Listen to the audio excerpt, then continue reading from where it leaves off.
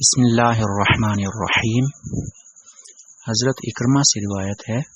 کہ ابن عباس رضی اللہ عنہ نے فرمایا، ہر جمعہ 7 دن میں لوگوں سے 1 مرتبہ واز کرو، اگر تم اس سے انکار کرتے ہو تو پھر ہفتے میں 2 مرتبہ، اگر زیادہ کرتے ہو تو پھر 3 مرتبہ۔ لوگوں کو اس قرآن سے اکتا نہ دو، میں تمہیں نہ پاؤں کہ تم لوگوں کے پاس آؤ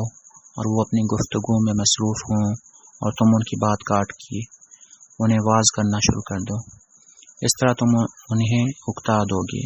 بلکہ تم وہاں جا کر خاموشی اختیار کرو، جب وہ تمہیں کہیں تو انہیں واز کرو، درا حال کہ وہ اس کی خواہش رکھتے ہوں، اور مسجع و مکفع کلام میں دعا کرنے سے اجتناب کرو،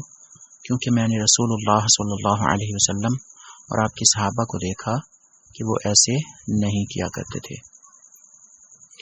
یہاں پر ایک صحابی رسول صلی اللہ علیہ وسلم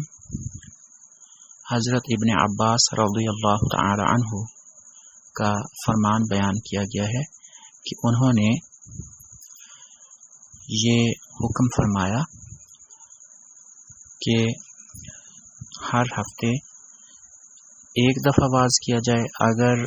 زیادہ ضرورت ہو تو 2 دفعہ، اور اگر اس سے بھی زیادہ ضرورت ہو